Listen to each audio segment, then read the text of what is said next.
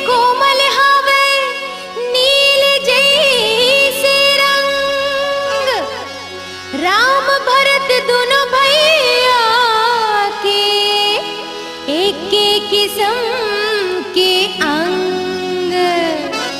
लक्ष्मण और शत्रुघ्न के सोना जैसे तन,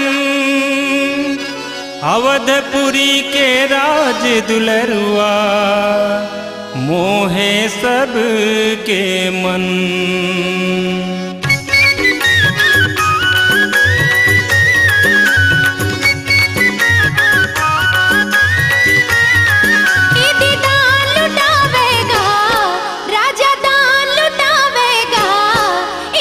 अवधपुर के नर नारी मन खुशी मनावेगा, यदि अवधपुर के नर नारी मन खुशी मनावेगा। यदि मंगल गावेगा झूमे नाचे गावना, यदि अवधपुर के नर नारी मन खुशी मनावेगा, यदि अवधपुर के नर नारी मन खुशी मनावेगा।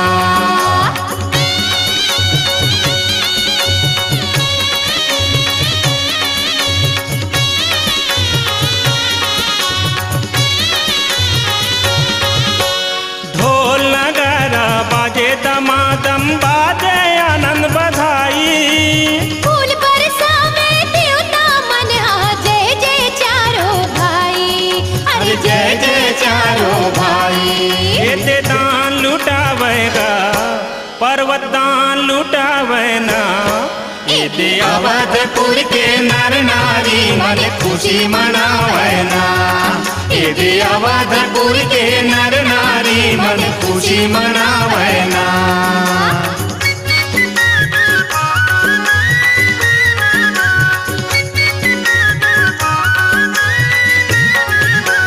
बिंद बिंद मिली चली लोगाई, रामा भजो सिया रामा, सहज सिंगार की उठ धाई, रामा भजो सिया रामा। सर्वस दान दिन सब काहू, रामा भजो सिया रामा, जेहि पावा राखा नहीं ताहू, रामा भजो सिया रामा।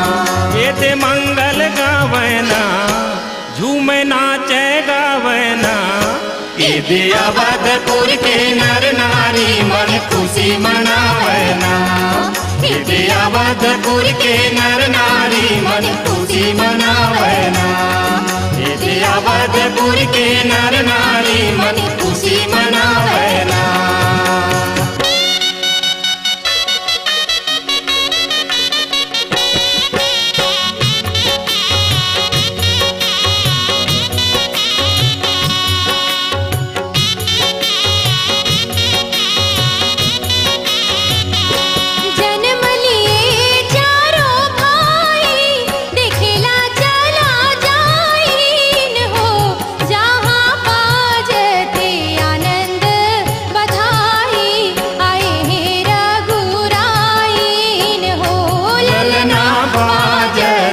आनंद बधाई प्रगटे रघुराई न हो।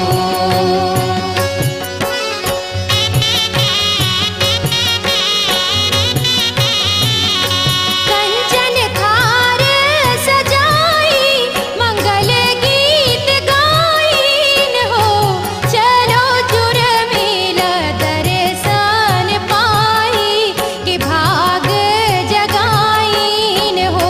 ललना बाजते आनंद बधाई प्रगटे रघुराई न हो। ललना बाजते आनंद बधाई प्रगटे रघुराई न हो।